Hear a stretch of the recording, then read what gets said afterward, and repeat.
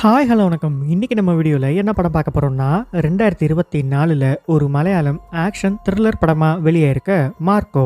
இப்போ இந்த படத்தோட ஒன்லைனர் என்ன அப்படின்னு பார்த்துருவோம். இந்த படத்துல கதை அப்படின்றது பெருசா எதுவுமே கிடையாது. ஒரு நார்மலான ரிவெஞ்ச் ஸ்டோரி தான். படத்துல நம்ம ஹீரோவோட பேரு தான் மார்க்கோ.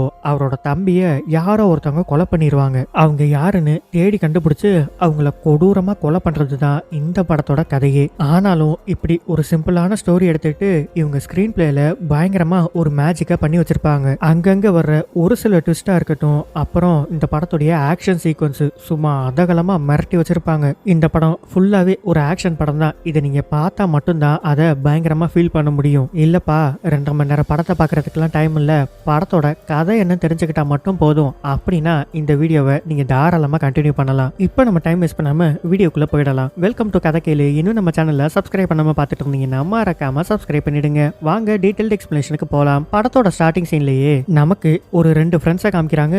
ஒருத்தனோட பேரு வசீம், இன்னொருத்தனோட பேரு விக்டர். அதுல இந்த விக்டர் இருக்கான்ல, அவன் ஒரு பிளைண்டு. அவன் பிளைண்டு தானே தவிர சத்தத்தை வச்சு யார் வரா, அது மட்டும் இல்லாம ஸ்மெல்ல வச்சு கூட யார் வரான்னு கண்டுபிடிப்பான். அதே மாதிரி வசீம் வந்து இப்ப பக்கத்துல உட்கார்றான். ஸ்மெல்ல வச்சு இது வசீம் தான் அப்படின்னு கண்டுபிடிச்சிடறான். இவனுங்க 2 பேரும் இப்ப எங்க இருக்கானுங்கன்னா இந்த சண்டையெல்லாம் போட்டுப்பாங்கல்ல, அதெல்லாம் உட்காந்து ஆர்வமா பாத்துட்டு இருக்கானுங்க. ஒரு வழியா இப்ப அந்த சண்டையும் முடிஞ்சிருது. இவனுங்க வெளியில நடந்து வரானுங்க. வசீம்க்கு ஒரு அண்ணன் இருக்கான். அவனோட பேரு தாரிக். அவன் என்ன பண்ணிட்டு இருக்கான்னா இல்லீகல் பிசினஸ் ஒன்று பண்ணிட்டு இருக்கான். அதை பண்றதுக்கு நம்ம வசீம் இருக்கான்ல, அவன் ஒரு பார்மசி வச்சிருக்கான். அந்த பார்மசி வசீமோட பேர்ல தான் இருக்கு. டேய், நீ ஹெல்ப் பண்ணினா அந்த பார்மசி மூலமா நான் அந்த இல்லீகல் ட்ரக்ஸ் எல்லாம் வித்துருவேண்டா அப்படின்னு இவன்கிட்ட ஹெல்ப் கேட்டா, இல்ல பார்மசில அதெல்லாம் பண்ணக்கூடாது அப்படின்னு இவன் மறுத்தர்றான். அப்படி இப்ப விக்டர் கிட்ட புலம்பிக்கிட்டு வரான். இங்க பாரு, அவன் இந்த மாதிரி பிசினஸ் பண்றதும் இல்லாம தேவையில்லாம என்ன இதுக்குள்ள இழுத்து விட பாக்குறான் அப்படின்னு பேசிக்கிட்டு வந்துகிட்டே இருக்கும்போது திடீர்னு பார்த்தா வசீமா காணோம். என்னடான்னு திரும்பி ரிட்டர்ன் வந்து பார்த்தா அங்க வசீமை யாரோ கொலை பண்ணி போட்டு போயிருக்காங்க. நம்ம விக்டர் இருக்கான்ல, அவன் கொலை பண்ண வந்தவனோட காரை தொட்டு பார்த்துட்டான். அது ஒரு டிஃபெண்டர் காரு அப்படின்றதையும் இவன் புரிஞ்சுக்கிறான். கட் பண்ணா அடுத்த நாள் காலையில போலீஸ் எல்லாம் இப்ப ஸ்பாட்டுக்கு வந்துடுறாங்க. இவன் நேத்து நைட்டு நடந்ததை வச்சு கொலை பண்ண வந்த எல்லாரும் ஒரு பெரிய ஆளா தான் இருக்க முடியும். ஏன்னா அவங்க எல்லாருமே ஷூ போட்டிருந்தாங்க. அவங்க ஷூ போட்டு நடந்து வந்த சத்தம் என் காதுல கேட்டுச்சு. அது மட்டும் இல்ல, கொலை பண்ண வந்தவன் டிஃபெண்டர் கார்ல தான் வந்தான். அதையுமே நான் தொட்டு பார்த்துட்டேன் அப்படின்னு இவனுக்கு என்னெல்லாம் ஞாபகம் இருக்கோ அது எல்லாத்தையுமே சொல்றான். ஆனா ஒருத்தர் போலீஸ் கிட்ட வந்து, சார் இந்த கண்ணு தெரியாத பைய என்னென்னமோ சொல்றான், இதெல்லாம் உண்மையாவா இருக்கும்? கண்டிப்பா உண்மையா தான் இருக்கும். ஏன்னா கண்ணு தெரியாதவங்களுக்கு காதும் மூக்கும் தான் பயங்கர ஷார்ப்பு. இவன் சொல்ற எவிடன்ஸ் இருக்க அந்த ஆளை தான் இனிமே நம்ம தேட ஆரம்பிக்கணும் அப்படின்ட்டு போலீஸ் நேரா இப்ப தாரிக் கிட்ட போறாங்க. ஏன்னா போன் எடுத்து பார்த்தப்ப கடைசியா தாரிக்கும் வசீமும் தான் பேசியிருக்காங்க. வசீம் சாகிறதுக்கு கொஞ்ச நேரத்துக்கு முன்னாடி உங்ககிட்ட தான் பேசியிருக்காரு. என்ன பேசிக்கிட்டீங்கன்னு கேட்டா, இல்ல எனக்கு கொஞ்சம் பண தேவை இருந்துச்சு, அதனால அவனுக்கு ஃபோன் பண்ணி கேட்டேன். அவன் தர முடியாதுன்னு சொல்லிட்டான். அதனால நானும் ஃபோனை வச்சுட்டேன். ஆமா, நீங்களும் வசீமும் பிசினஸ் பார்ட்னர்ஸ் தானே? நீங்க இந்த கேள்வியை எந்த இன்டென்ஷன்ல கேக்குறீங்கன்னு எனக்கு நல்லாவே புரியுது. எனக்கும் வசீமோட கொலைக்கும் எந்த சம்பந்தமும் கிடையாது அப்படின்னு சொல்லிடுறாரு. இவங்க முஸ்லீம் அப்படின்றதுனால அவங்களோட ரிலீஜியன் படி என்னென்ன பண்ணணுமோ அதையெல்லாம் இப்ப பண்ணிட்டு இருக்காங்க. இப்ப இந்த டெத்துக்கு டிஃபெண்டர் கார்ல நேத்து நைட்டு ஒருத்த வந்து இறங்கி வசீமை கொலை பண்ணிட்டு போனால, அதே கார் இங்கேயும் வருது. உள்ள பார்த்தா அதே ஆளு தான் இருக்கான். அதே ஷூவை போட்டு நடந்து வரான். நம்ம விக்டருக்கு தெரிஞ்சிருது இது அதே ஷூ சத்தமாச்சே அப்படின்னு. சரி, இவன் எந்த கார்ல வந்திருக்கான்னு போய் பார்ப்போம் அப்படின்னு காரை தொட்டு பார்த்தா கரெக்டா அது ஒரு டிஃபெண்டர் காரு. சோ விக்டர் புரிஞ்சுக்கிறான், கொலை பண்ண வந்தான், எதுவுமே தெரியாத மாதிரி டெத்தையும் அட்டன் பண்ண வந்திருக்கான் அப்படின்னு. இவன் உடனே என்ன பண்றான், அவனுக்கு ஒரு கேர்ள் ஃப்ரெண்ட் இருக்கு. அந்த பொண்ணோட பேரு ஈஷா. ஈஷாக்கு கால் பண்ணி, ஈஷா நான் உன்னை அர்ஜென்ட்டா மீட் பண்ணணும், உடனே கிளம்பி வாயேன். சரிடா, இப்ப நீ எங்க இருக்க? நான் வசீமோட ஃபியூனரல்ல இருக்கேன், உடனே கிளம்பி வா அப்படின்னு பேசிட்டு இருக்கும் போதே டக்குன்னு கார்ல வந்து இவனை தூக்கி போட்டு போயிடுறானுங்க. இவனை நேரா இப்போ ஒரு குடோனுக்கு கூட்டிட்டு போறானுங்க. அங்க பார்த்தா நிறைய கெமிக்கல், ஆசிட் அதையெல்லாம் வச்சு என்னென்னமோ பண்ணிட்டு இருக்கானுங்க. இப்ப இந்த கொலைய பண்ணால அவனோட பேரு ரசல். ரசல் விக்டர் கிட்ட, டே ஆமாண்டா, நான் தான் வசீமை கொலை பண்ணேன். அவங்க அண்ணன் தாரிக்கும் நானும் ஒரு பிசினஸ் பண்ணிட்டு இருக்கோம். அதுக்கு இடைஞ்சலா யார் வந்தாலும் நாங்க கொலை பண்ணுவோம். இப்ப இடைஞ்சலா வந்தது வசீம். தாரிக் தான் வசீமை கொலை பண்ண சொன்னா, அதனாலதான் நானும் கொலை பண்ணேன். ஆனா நீ எப்படி நான் தான் கொலை பண்ணேன்னு கரெக்டா கண்டுபிடிச்ச? உன்னோட ஸ்மெல்லே போதும்டா நீ யாருன்னு சொல்றதுக்கு. கண்டிப்பா உங்க எல்லாரையுமே நான் போலீஸ் கிட்ட மாட்டி விடுவேண்டா அப்படின்னு சொன்ன உடனே போனை ஒருத்தன் கிட்ட கொடுத்து, டேய் இப்ப நான் பண்ண போறத கரெக்டா வீடியோ எடுக்கணும் சரியா அப்படின்ட்டு விக்டரை தூக்கி அங்க ஒரு பெரிய ஆசிட் மாதிரி இருக்கு அதுக்குள்ள போட்டுறான். அதுக்குள்ள போட்ட உடனே என்ன ஆகுதுன்னா சதையெல்லாம் அப்படியே உருகி போய் எலும்பு கூட மிஞ்ச மாட்டேங்குது. கட் பண்ணா இப்ப நமக்கு டோனின்னு சொல்லி ஒருத்தனை காமிக்கிறாங்க. இந்த டோனியோட பையன் தான் அந்த ரசல். இவனுங்க எல்லாம் என்ன பண்றானுங்கன்னா கோல்டு பிசினஸ் பண்ணிட்டு இருக்கானுங்க. டோனி நேரா இப்ப ரசல் கிட்ட வந்து, ஏய் ஒரு கொலை பண்ணா உருப்படியா பண்ண மாட்டேன், இப்படிதான் கண்ணு தெரியாதவன் கண்டுபிடிக்கிற மாதிரி பண்ணிட்டு வருவியா? சரி, அவன் கதையை முடிச்சிட்டீங்கல்ல. அப்பா அவனே கொண்டாச்சுப்பா. சரி, அவன் ஃபேமிலியே வந்து பார்த்தாலும் அந்த பாடி அவனோடது தான் அப்படின்னு ஐடென்டிஃபை பண்ணவே கூடாது. அந்த அளவுக்கு கொல்லணும், புரியுதா? அப்பா அவனை ஆசிட்ல முக்கியாச்சுப்பா, கண்டிப்பா அவனோட ஃபேமிலியால கூட ரெக்கக்னைஸ் பண்ணவே முடியாது. சரி, இனிமே எந்த பிரச்சனையும் வராம பாத்துக்கோ அப்படின்ட்டு போயிடுறாரு. இவனுங்க விக்டரோட பாடி என்ன பண்ணிட்டானுங்க, ஒரு கூவாரில் தூக்கி போட்டானுங்க. அதை போலீஸும் கண்டுபிடிச்சிடுறாங்க.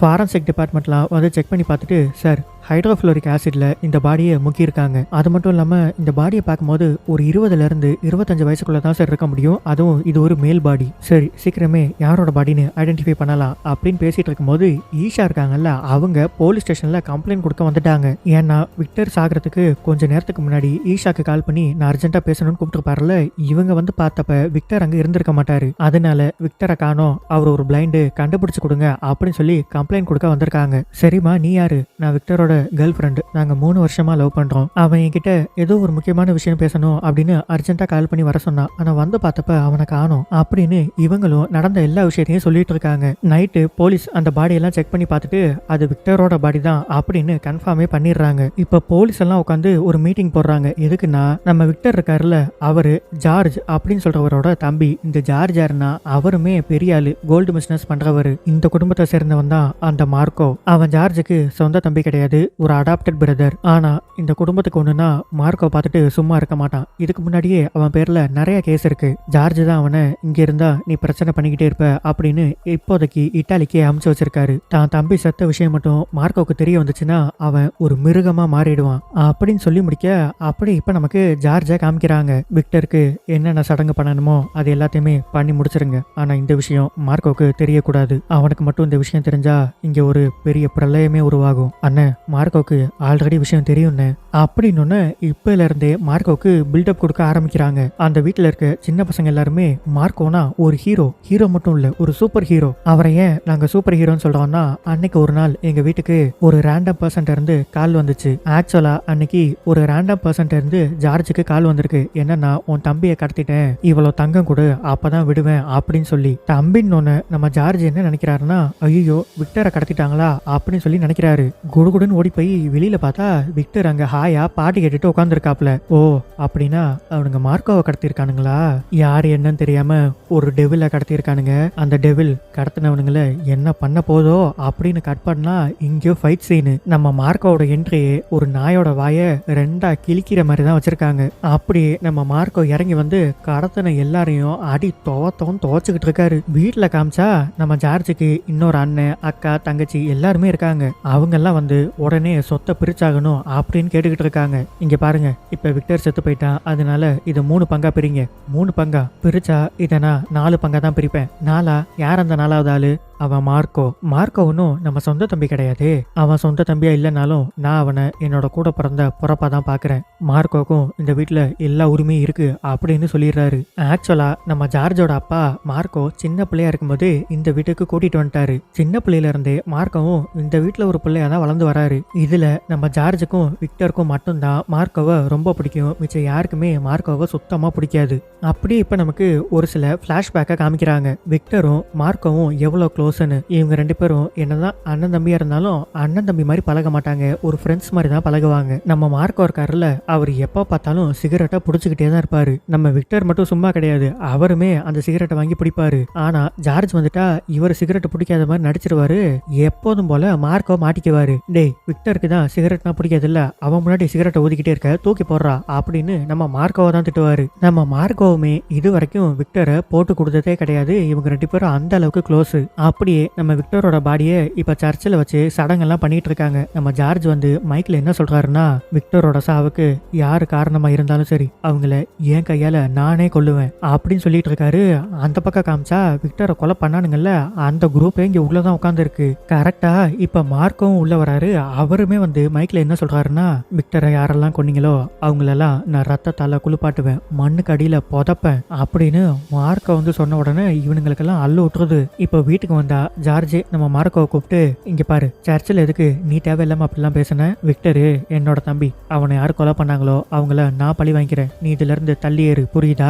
நீங்க என்னதான் என்ன வேற ஒரு ஆளா பார்த்தாலும் சரி, இல்ல நான் உங்க குடும்பமே இல்லைன்னு நினைச்சாலும் சரி, நான் உங்களை அப்படி நினைக்கல. இது என்னோட குடும்பம். உங்களுக்கெல்லாம் ஒரு பிரச்சனைனா என்னால பாத்துக்கிட்டு சும்மா இருக்க முடியாது. மார்க்கோ, நான் சொல்றத கேளு, நீ எந்த பிரச்சனைக்கு போக கூடாது. அதுக்காக தான் அப்படி சொல்றேன். கண்டிப்பா விக்டரை யார் கொலை பண்ணாங்களோ அவங்கள நான் பழி வாங்குவேன், நீ தலையிடாத, புரியுதா? அப்படின்னு சொல்லிட்டு போயிடுறாரு. கட் பண்ணா அந்த டோனி குரூப் இருக்குல்ல, அவனுங்களே வந்து இப்ப ஜார்ஜை மீட் பண்றானுங்க. ஜார்ஜ், உன்னோட தம்பி இழப்ப நினைச்சு எங்களுக்குமே ரொம்ப கவலையா இருக்கு. நீ பிசினஸ்க்காக நாங்க உன் தம்பியை கொலை பண்ணிருப்போமா அப்படின்னு எங்க மேல நீ சந்தேகப்படவே வேண்டாம். ஏன்னா கண்ணு தெரியாத ஒருத்தனை கொலை பண்ற அளவுக்கு நாங்க ஒன்றும் இறக்கம் இல்லாதவங்க கிடையாது. அது மட்டும் இல்லாம விக்டர் யார் கொலை பண்ணா அப்படின்னு உன் கூட சேர்ந்து நாங்களும் கண்டுபிடிக்கிறோம். இந்த ஏரியால என் பையனுக்கு தெரியாத இடமே கிடையாது. இவனோட பேரு ரசல். விக்டரை யார் கொலை பண்ணா அப்படின்னு கண்டுபிடிக்கிற ஆபரேஷன்ல ரசல் உனக்கு ஃபுல் ஹெல்ப் பண்ணுவான் அப்படின்னு கொலை பண்ணவனையே கண்டுபிடிக்கிறதுக்கு ஹெல்ப்புக்கு அனுப்புறாரு. கரெக்டா அந்த நேரம் பார்த்து இப்ப மார்க்கோவும் உள்ள வந்துடுறாரு. நம்ம டோனி மார்க்கோ கிட்டேயுமே, இங்க பார் மார்க்கோ, அது என்னோட பையன் ரசல். விக்டர் யார் கொலை பண்ணன்னு கண்டுபிடிக்கிறதுக்கு அவன் இனிமே உங்களுக்கு ஃபுல்லா ஹெல்ப் பண்ண போறான். அந்த கொலைகாரனை கண்டுபிடிச்சு அவனை நம்ம கையாலே கொல்லுவோம். இல்ல அவனை அவ்வளோ ஈஸியா கொன்னுடக்கூடாது. அவனுக்கு சாவுக்கு மேல ஒரு தண்டனையை கொடுக்கணும். ஏய், அதை முடிவு பண்றதுக்கு நீ யாரா? நாங்க ஜார்ஜ் கிட்ட தானே பேசிட்டு இருக்கோம் அப்படின்னு கூட்டத்துல ஒருத்தன் பேசவும் அவனை டொம்முன்னு அடிச்சு அங்கேயே படுக்க போட்டு, இங்க பாருங்க, யாரா இருந்தாலும் சரி, இனிமே நான் சொல்றதா தான் கேட்கணும், புரியுதா? அவனுக்கு சாவுக்கு மேல ஒரு தண்டனையே நான் கொடுப்பேன் அப்படின்னு சொல்லிட்டு போறாரு. கட் பண்ணா போலீஸ் எல்லாம் இப்ப எங்க போறாங்கன்னா, நம்ம வசீமும் விக்டரும் ஸ்டார்டிங் சீன்ல ஒரு சண்டையை பார்க்க போயிருந்தாங்கல்ல, அடிக்கடி இவங்க ரெண்டு பேரும் பெட்டிங் வச்சுக்கிட்டு அந்த சண்டையை போய் பார்ப்பாங்க. அந்த இடத்துக்கு போய் சிசிடிவி ஃபுட்டேஜ் எல்லாம் காமிங்கடா அப்படின்னு கேட்டா, அவனுங்க நாங்க ஃபுட்டேஜ் எல்லாம் ஸ்டோர் பண்ணி வைக்கிறது கிடையாது. அப்புறம் எதுக்கடா கேமரா வச்சிருக்கீங்க? சும்மா லைவா பாக்குறதுக்கு மட்டும் வச்சிருக்கோம். டே, லைவா பாக்குறதுக்கு மட்டும் எவனாவது கேமரா இன்ஸ்டால் பண்ணுவானாடா? என்னடா ஏமாத்த பாக்குறீங்களா அப்படின்னு போலீஸும் கிளம்பி வந்துடுறாங்க. சார், இவனுங்க வேணும்னே ஃபுட்டேஜ் எரேஸ் பண்ணியிருக்கானுங்க சார். இப்ப அவனுங்க சைடு வேற ஆளுங்க அதிகமா இருக்காங்க. இப்ப நம்மளால எதுவும் பண்ண முடியாது, இன்னொரு நாள் வரலாம் சார் அப்படின்னு கிளம்பி போயிடுறாங்க. இங்க டோனியன் குரூப் என்ன பேசிட்டு இருக்கானுங்க, இங்க பாரு ரசல், இது எல்லாமே நீ ஆரம்பிச்சு வச்சது. ஜார்ஜை கூட நம்ம ஈஸியா ஏமாத்திரலாம். ஆனா மார்க்கோ எப்ப என்ன பண்ணுவான்னு நம்மளால கணிக்கவே முடியாது. மார்க்கோவை நம்ம நேரடியா அட்டாக் பண்ணவே முடியாது. அப்படி பண்ணோம்னா கடைசியில நம்ம தான் சாவோம். அவனோட வீக் பாயிண்ட் ஒன்று இருக்கு. அவனோட வீக் பாயிண்டே அந்த எமோஷன் தான். அவனை எமோஷனால மட்டும்தான் அடிக்க முடியும். இப்போதைக்கு நம்ம எல்லாருமே மார்க்கோ கூட இருப்போம். மார்க்கோ எங்க போறான், என்ன பண்றான், அவனோட ஒவ்வொரு அசைவுகளையும் நம்ம கவனிச்சுக்கிட்டே இருக்கணும். அவன் கண்டுபிடிச்சு நம்ம கிட்ட நெருங்குறான்னு தெரிய வந்தா மார்க்கோ கதையை நம்ம முடிச்சிடணும் அப்படின்னு இவனுங்க ஒரு பிளானா போடுறானுங்க. நம்ம மார்க்கோ இப்ப நேரா போலீஸ் கிட்டே போயிட்டு, இந்த கேஸ்ல ஏதாவது ஒரு லீடு கிடைச்சதா? சார், எங்களுக்கு கிடைச்ச லீடை வச்சு எங்களுக்கு என்ன தோணுதுன்னா, வசீமோட மர்டரும் விக்டரோட மர்டரும் கனெக்டா இருக்குமோ அப்படின்னு எங்களுக்கு தோணுது. ஏன்னா விக்டர் சாகிறதுக்கு கொஞ்ச நேரத்துக்கு முன்னாடி எதையோ அர்ஜென்ட்டா சொல்லணும் அப்படின்னு ஈஷாக்கு கால் பண்ணியிருக்காரு. அப்படின்னா கண்டிப்பா இது ஒரு முக்கியமான விஷயமா தான் இருக்க முடியும். அதை யாருக்கிட்டையும் சொல்லிட கூடாதுன்னு தான் விக்டரை கொலை பண்ணியிருக்காங்க. அது மட்டும் இல்ல சார், விக்டரை ஹைட்ரோஃப்ளோரிக் ஆசிட்ல முக்கி தான் கொலை பண்ணியிருக்காங்க. அப்படின்னா ஹைட்ரோஃப்ளோரிக் ஆசிட் நம்ம ஊர்ல யார்கிட்ட அதிகமா கிடைக்கும் அப்படின்னு கேட்டா அது நம்ம தாரி கிட்ட தான் இருக்கு. நம்ம ரசலும் கூடவே தானே தெரியுறான். அதனால மார்க்கோ வர்றதுக்கு முன்னாடி இவன் தாரி கிட்ட வந்து, இங்க பாரு மார்க்கோ, நேரா அடுத்து உன்கிட்ட வந்து தான் விசாரிப்பான். நீ இந்த கொலைக்கு பின்னாடி நாங்க தான் இருக்கோம் அப்படின்னு ஏதாவது உளர்ன அவனே, உனக்கு 2 குழந்தைங்க இருக்குல்ல, கொன்னுடுவேன் பாத்துக்கோ. என்னப்பா, என்ன நம்ப மாட்டீங்களா? காசுக்காக சொந்த தம்பியவே கொல்ல சொன்னவன் தானடா நீ, உன்னை எப்பறம் நாங்க நம்புறது? மார்க்க வந்து கேட்டா எனக்கு எதுவும் தெரியாது அப்படின்னு மட்டும்தான் நீ சொல்லணும், புரியுதா? அப்படின்ட்டு இப்ப மார்க்கை வந்து கேட்ட உடனே, வசீமோட ஃபியூனரல் அப்பதான் நான் விக்டரை கடைசியா பார்த்தேன். அதுக்கப்புறம் விக்டருக்கு நடந்தது கேட்டு நானே ரொம்ப ஷாக் ஆயிட்டேன். சரி, நீயும் வசீமும் எப்படி பழகுவீங்க? 2 பேரும் க்ளோஸா? ஆமா, அவனோட தம்பி ஆச்சே, அவன்கிட்ட நான் க்ளோஸா இல்லாம இருப்பானா? அவனுக்கு இப்படி நடந்ததை நினைச்சு நான் இன்னமும் ஃபீல் பண்ணிக்கிட்டே இருக்கேன். சரி, உன் தம்பிக்கு நடந்தது வேணா ஒரு ஆக்சிடென்ட்டா இருக்கலாம், ஆனா விக்டருக்கு நடந்தது பிளான் பண்ணி பண்ணது. எவன் கொலை பண்ணான்னு கூடிய சீக்கிரம் நான் கண்டுபிடிப்பேன் அப்படின்னு சொல்லிட்டு போறாரு. அடுத்து நேரா இந்த பெட்டிங் நடக்கும்ல, அந்த இடத்துக்கு விசாரிக்க தான் நம்ம மார்க்கோ போறாரு. அங்க ஆல்ரெடி ஒருத்தன் கூண்டுக்குள்ள நின்று சண்டை போட்டுக்கிட்டு இருக்கான். அவன் சும்மா இல்லாம விசாரிக்க போன நம்ம மார்க்கோவை, ஏய் மார்க்கோ சண்டைக்கு வா அப்படின்னு சொல்லி கூப்பிடுறான். நம்ம மார்க்கோ சும்மா இருப்பாரா? உள்ள போயிட்டு அவனை அடி பொலன்னு பொலந்து ஒரு ஓரமா படுக்க வச்சிடறாரு. அவனை மட்டும் இல்ல, அவனோட ஃப்ரெண்ட்ஸ் 4-5 பேர் எல்லாரையும் சேர்த்து அடிச்சு போட்டு இவர் வந்துடுறாரு. இப்பதான் நமக்கு ஒரு குட்டி பிளாஷ்பேக்கா காமிக்கிறாங்க. இப்ப மார்க்கோ ஒருத்தனை சண்டைக்கு கூப்பிட்டான்ல, அவனுகிட்ட ரசல் முன்னாடியே வந்து இங்க பாரு மார்க்கோ நேரா இங்கதான் விசாரிக்க வருவான். அவனை நீ வேணும்னே சண்டைக்கு கூப்பிட்டு அவனை அடிச்சு போட்டுரு. முடிஞ்சா அந்த சண்டையில அவனை கொன்னுடு. அப்படி ஒருவேளை அவன் ஒன்னு அடிச்சிட்டான்னு வை, இங்க இருக்க ஹார்ட் டிஸ்க் எல்லாம் யார் எடுத்துட்டு போனா அப்படின்னு சொல்லி கேட்பான். நீ நான் தான் வந்து வாங்கிட்டு போனேன்ற உண்மையை சொல்லிடக்கூடாது. உனக்கு என்ன தோணுதோ அதை அவனுக்கிட்ட அடிச்சு விட்டுரு அப்படின்னு முன்னாடியே வந்து சொல்லிட்டு போயிருக்கான். இவன் ரெண்டாவதா நினைச்ச மாதிரிதான் இப்ப கதை நடந்திருக்கு. நம்ம மார்க்கோ அவனை அடிச்சு போட்டுட்டு டே ஹார்ட் டிஸ்க் எல்லாம் யாரா வந்து எடுத்துட்டு போனா அப்படின்னு கேட்டா அவனும் கரெக்டா வேற ஆள மாத்தி சொல்லிடுறான். அவன் பேரெல்லாம் எனக்கு தெரியாது, அவன் ஒரு நார்த் இந்தியன் பையன், நல்லா வெள்ளையா இருப்பான், தாடி இருக்காது, அவன் தான் வந்து ஹார்ட் டிஸ்க் எல்லாம் வாங்கிட்டு போனான். நம்ம ரசலும் மார்க்கோ கிட்ட விடுப்பா அதான் அவனுக்கு தெரிஞ்ச உண்மையெல்லாம் சொல்லிட்டான்ல விடு அப்படின்னு சொல்லி அந்த இடத்துல இருந்து கூட்டிட்டு போயிடுறான். இங்க இவ்வளவு பிரச்சனை நடக்கும் போதும் இப்ப டோனி என்ன தெரியுமா பண்றான், இவங்க கோல்ட ஒரு இடத்துல இருந்து இன்னொரு இடத்துக்கு இப்ப இம்போர்ட் பண்ண போறாங்க. இதுல 4 பேரோட கோல்டு இம்போர்ட் ஆக போகுது. இதுலயுமே நம்ம ஜார்ஜோட கோல்ட கஸ்டம் கிட்ட மாட்டிக்கிச்சு அப்படின்னு சொல்லிட்டு மிச்ச கோல்டெல்லாம் இவனுங்க அடிச்சுக்கலாம் அப்படின்னு பிளான் பண்ணிட்டு இருக்கானுங்க. கட் பண்ணா இவனுங்களே இந்த கோல்டு அடிச்சுட்டு இப்ப ஜார்ஜோட வீட்டுக்கு வந்து எல்லா விஷயத்தையும் சொல்றானுங்க. இது மாதிரி உங்க கோல்டு ஃபுல்லா கஸ்டம்ல மாட்டிக்கிச்சு அப்படின்னு. எப்படி மாட்டுச்சு, இத்தனை வருஷமா மாட்டாம இப்ப மட்டும் எப்படி மாட்டுச்சு, கண்டிப்பா எவனோ ஒருத்தன் போட்டு கொடுத்துருக்கணும், அது எவன்னு நான் கண்டுபிடிச்சிட்டு வரேன் அப்படின்னு கோவமா கிளம்புறாரு. நம்ம ரசலுக்கு ஒரு தம்பி வேற இருக்கான், அவனும் கார்ல ஏறிட்டு சார் நானும் கூட வரேன் அப்படின்ட்டு இவனும் கூடவே வரான். சார் உங்க கோல்டு எல்லாம் கஸ்டம்ல யார் மாட்டி விட்டான்னு கண்டுபிடிக்கிறதுக்கு தானே இப்ப போறீங்க, உங்களுக்கு கஷ்டமே வேணாம் சார், அந்த கோல்டு எல்லாம் நான் தாண்டா மாட்டி விட்டேன், இந்த உண்மையை உனக்கிட்ட சொன்னா நீ என்ன கொன்னுடுவேன்னு எனக்கு தெரியும், அதனால நான் உன்னை கொல்ல போறேன்டா அப்படின்னு ஒரு கத்தி எடுத்து அவன் பாட்டுக்கு சதக்குன்னு வயிற்றுலயே குத்திடுறான். குத்தி போட்டு பின்னாடியே டோனியோட கார்ல வருது, அதுல ஏறி எதுவும் தெரியாத மாதிரி போயிடுறானுங்க. கட் பண்ணா இப்ப எல்லாரும் ஹாஸ்பிட்டல்ல இருக்காங்க. நம்ம மார்க்கோ வந்து பாக்குறாரு. டோனி கிட்ட இதை யார் பண்ணான்னு கேட்டா இங்க பார்ப்பா மார்க்கோ ஷாக் ஆகாத, அந்த கஸ்டம் ஆபீசர் தேவராஜ் இருக்கான்ல அவன் தான் அப்படி பண்ணியிருக்கான் அப்படின்னு சம்பந்தமே இல்லாத ஒரு ஆளை கோத்து விட்டுறானுங்க. கோத்து விட்டுட்டு நம்ம டோனி வந்து இப்ப கார்ல ஏறி அவனோட 2வது பையன் இருக்கான்ல அவனை வாயிலேயே குத்துன்னு குத்தி, ஏண்டா உனக்கெல்லாம் ஒரு வேலை கொடுத்தா உருப்படியா பண்ண தெரியாது, டாக்டர் வேற அவன் பொழைச்சுக்குவான்னு சொல்றாங்க, அவன் மட்டும் பொழைச்சு நீ தான் குத்துனன்னு சொன்னான்னு வையி மார்க்கோ உன்னை தடையுமே இல்லாம அழிச்சிருவான். இங்க பாரு நான் சொல்ற வரைக்கும் நீ எங்கேயும் வெளியில வராத, அண்டர் கிரவுண்ட்ல பதுங்கிரு, அப்படி வெளியில வந்த அவன் கொல்றதுக்கு முன்னாடி நானே உன்னை கொண்டுருவேன் புரியுதா அப்படின்னு மிரட்டி விட்டுறாரு. கட் பண்ணா இப்ப போலீஸ் கிட்ட ராஜ்னு சொல்லி ஒரு யூடியூபர் வரான். அவன் வந்து சார் எப்போதுமே நான் அந்த பெட்டிங் நடக்கிற இடத்துக்கு போவேன், அப்ப கார்ல ஒரு கேமராவை இன்ஸ்டால் பண்ணி வச்சுட்டு தான் சார் போவேன், அந்த கேமரால ஒரு விஷுவல்ஸை பார்த்தேன், பயங்கர ஷாக் ஆயிடுச்சு அப்படின்னு சொல்லி ஒரு விஷுவலா காமிக்கிறான். ஆக்சுவலா அதுல என்ன ரெக்கார்ட் ஆயிருக்குன்னா ரசல் வசீம குத்தி கொல்றது அதுல தெளிவா ரெக்கார்ட் ஆயிருக்கு. அதனால உடனே அந்த ஃபுட்டேஜ் எடுத்துக்கிட்டு நேரா ஹையர் ஆபீசர் கிட்ட போயிட்டு சார் இதுல ரசல் தான் வசீம கொலை பண்ணா அப்படிங்கிறதுக்கான எவிடன்ஸ் பக்காவா இருக்கு, எனக்கு தெரிஞ்சு இதே ரசல் தான் சார் விக்டரையும் கொலை பண்ணியிருக்கணும், ஆமா இந்த எவிடன்ஸ் எல்லாம் உங்ககிட்ட யாரு கொடுத்தா, சார் அவன் ஒரு யூடியூபர் அவனோட பேரு ராஜ், சரி நான் பாத்துக்கிறேன் நீங்க கிளம்பி போங்க அப்படின்னு அவரை போக சொல்லிட்டு அவர் கொண்டு வந்து ஒரு எவிடன்ஸ் கொடுத்துட்டு போனார்ல அதை குப்பை தொட்டியில போட்டுறாரு. அடுத்து நம்ம ரசல் வந்து அந்த போலீஸையும் கொலை பண்ணிடுறான், அந்த யூடியூபரையும் கொலை பண்ணிடுறான். கட் பண்ணா இப்ப வீட்டுல நமக்கு மார்க்கோவை காமிக்கிறாங்க.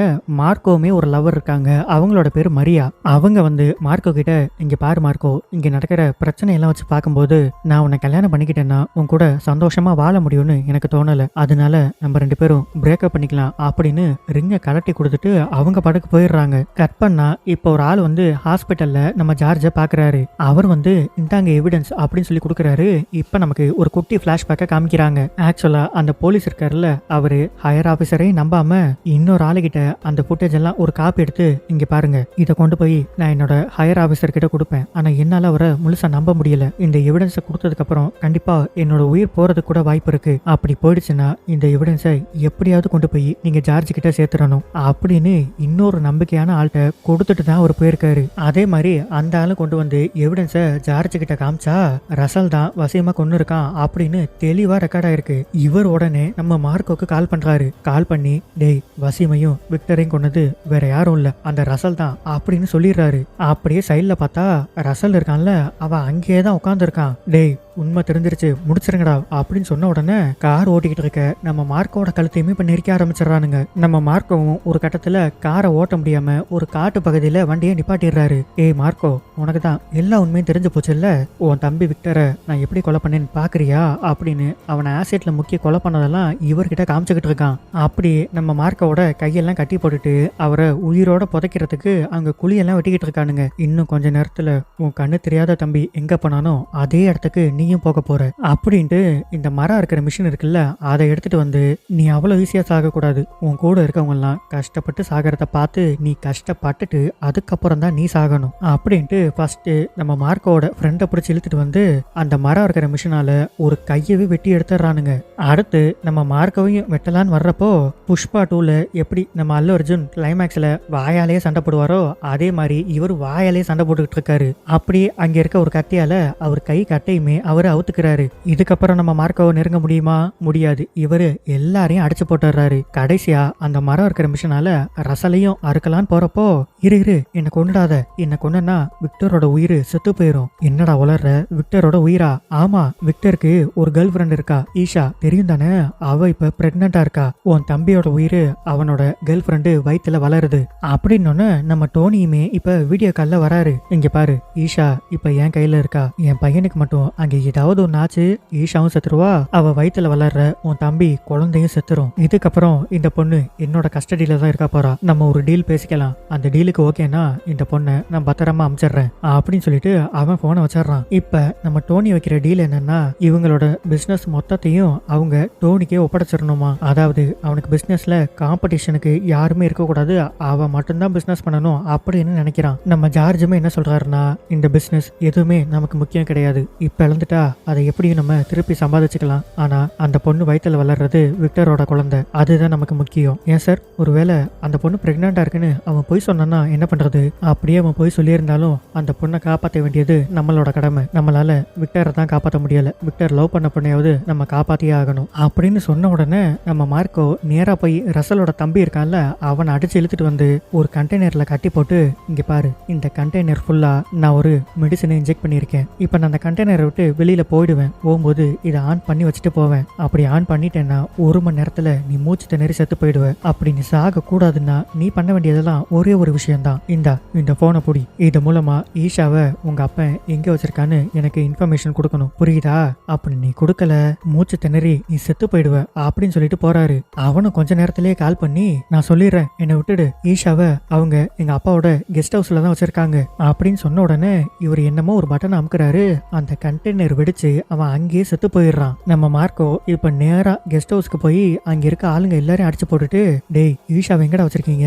அவங்க மேல இருக்காங்க அப்படின்னு இவரு மேல ஏறி போய் பாக்குறாரு. ஆனா அங்க பார்த்தா ஈஷால வேற ஏதோ ஒரு பொண்ணு உட்காந்து சிகரெட் புடிச்சுக்கிட்டு இருக்கு. நம்ம மார்க்கோக்கு என்ன நடக்குதுன்னே புரியல. கரெக்டா டோனி அந்த இடத்துக்கு வந்து நீ இவ்வளவு ஒரு முட்டாளா இருப்பான்னு நான் நினைச்சு கூட பாக்கல, உன்னை இந்த இடத்துக்கு வர வைக்கிறது தான்டா என்னோட பிளானே. இங்க பாரு, இப்பயும் சொல்றேன், அந்த பொண்ணும் குழந்தையும் என்னோட கஸ்டடியில தான் இருக்கு. நீ அந்த டீல அக்செப்ட் பண்ணு, அவங்க 2 பேரையும் நான் விட்டுறேன் அப்படின்னு கட் பண்ணா நம்ம மார்க்கோ நேரா இப்ப ரசலை பார்க்க வராரு. இப்ப இந்த இடத்துல தான் ரசலோட காருக்கு பின்னாடி ஈஷா இருக்காங்க. நம்ம மார்க்கோ வந்து ரசல் கிட்ட ரசல் உங்க டீல நான் அக்செப்ட் பண்ணிட்டேன், அதுக்கான டாக்குமெண்ட்ஸ் எல்லாம் இந்த பெட்டியில இருக்கு, இந்தா அப்படின்னு சொல்லி கொடுக்குறாரு. பெட்டியை திறந்து பார்த்தா அந்த பெட்டிக்குள்ள டோனியோட கை இருக்கு.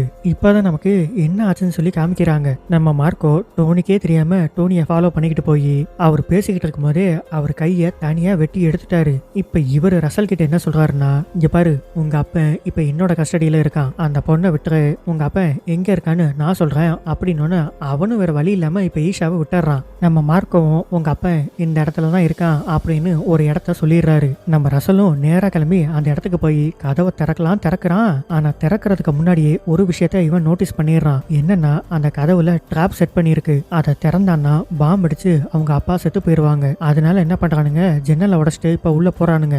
பாம்பு மட்டும் இல்ல, அவர் தலைக்கு மேல ஒரு ஆசிட் இருக்கு, அந்த ஆசிடையும் இப்ப பொறுமையா ரிமூவ் பண்ணிடுறான். அப்படியே இன்னொரு சைடு கன்னும் இருக்கு, அந்த கன்னையுமே இப்ப ரிமூவ் பண்ணிடுறான். அப்பாடா எல்லாத்தையும் ரிமூவ் பண்ணியாச்சு அப்படின்னு இப்ப கதவை திறந்தா கதவுக்கு பின்னாடி இன்னொரு பாம்பை செட் பண்ணிருக்காரு போல. அந்த பாம்பு அடிச்சு டோனி அங்கேயே செத்து போயிடுறான். நம்ம ஈஷாவை கொண்டு வந்து இப்ப சேஃபா வீட்டுல வச்சிருக்காங்க. ஈஷாவை பாத்துக்கிறதுக்கு நம்ம மார்க்கோட ஆள் மரியா இருக்காங்கல்ல, அவங்களையுமே வர சொல்லியிருக்காங்க. நம்ம ரசலுக்கு இப்ப என்ன பண்றதுன்னே தெரியல. அவனால தனியால மார்க்கோவை சமாளிக்கவும் முடியாது. அதனால இவனுக்கு சைரஸ்ன்னு சொல்லி ஒரு ஃப்ரெண்ட் இருக்கான். இவங்க 2 பேரையுமே டோனி சின்ன வயசுல இருந்தே வளர்த்துட்டு வராரு. இந்த விஷயத்தெல்லாம் சைரஸ் கிட்ட சொன்ன உடனே உடனே எவன்டா அது, நான் வந்து அவனுங்க எல்லா கதையும் முடிக்கிறேன் அப்படின்னு சைரஸ் கிளம்பி நேரா மார்க்கோட வீட்டுக்கே வரான். இங்க வீட்டுல காமிச்சா நம்ம ஈஷாக்கு இப்ப டெலிவரி பெயின் வந்துருது. ஏங்க இவளுக்கு டெலிவரி பெயின் வந்துருச்சு, உடனே ஹாஸ்பிட்டலுக்கு கூட்டிட்டு போகணும். வேணாம் டாக்டர்ஸ நான் வீட்டுக்கு வர சொல்றேன், இந்த டைம்ல இவளை வெளியில கூட்டிட்டு போறது ரொம்ப ஆபத்து அப்படின்னு சொல்லி 2 டாக்டர்ஸ இப்ப வீட்டுக்கே வர வச்சிடுறாங்க. டெலிவரி பார்த்துக்கிட்டு இருக்கும்போதே கரெக்டா கரண்ட் போயிருது. இது நம்ம சைரஸோட வேலை. நம்ம சைரஸ சாதாரணமா நினைச்சா அவன் மார்க்கோவோட ஒரு பயங்கரமான ஆளா இருக்கான். அவன் வந்து அந்த குடும்பத்துல இருக்க பாதி பேரை கொன்னே போட்டுடுறான். அது மட்டும் இல்லாம நம்ம மார்க்கோவையும் ஒரு இடத்துல கட்டி வச்சு அவன் முன்னாடி எல்லாரையும் கொண்டுகிட்டு இருக்கான். நம்ம ஜார்ஜையும் பயங்கரமா அடிச்சு போட்டுறானுங்க. இப்பதான் நம்ம ஈஷா கத்துற சத்தம் இவனுக்கு கேக்குது. அதனால உடனே மேல போய் அந்த 2 டாக்டரையும் கொலை பண்ணிடுறான். அவங்க ஆல்ரெடி டெலிவரி பெயின்ல இருக்காங்க. இவன் போய் என்ன குழந்தை வெளியில வரணுமா அப்படின்னு வயித்துல ஒரு குத்து குத்துறான். குழந்தை ஆட்டோமேட்டிக்கா வெளியில வந்துருது. இந்த மாதிரி எல்லாம் ஒரு காட்சி படத்துல இருக்கு. அதனால இந்த படத்தை பார்க்கலாமா வேணாமான்னு நீங்களே முடிவு பண்ணிக்கோங்க. அப்படி ஒரு கத்தி எடுத்து ஈஷாவோட வாயிலே குத்தி ஈஷாவையுமே இவன் கொண்டு போட்டுடுறான். அடுத்து நேரா கீழே வந்து மரியாவையும் கொலை பண்ணிடுறான். இதுக்கப்புறம் ஃபுல்லாவே ஸ்கிரீனே ஒரே சிவப்பு கலர்ல தான் இருக்கும். அந்த குழந்தைய மட்டும் கொல்லாம ஒரு துணியில சுத்தி அவனோட இடத்துக்கு எடுத்துட்டு போயிடுறான். நம்ம மார்க்கோ இப்ப பொறுமையா எந்திரிச்சு அவருக்கு ஏற்பட்ட காயத்துக்கெல்லாம் அவரே தையல போட்டுக்கிட்டு சைரஸோட இடத்துக்கு நேரா கிளம்பி போறாரு.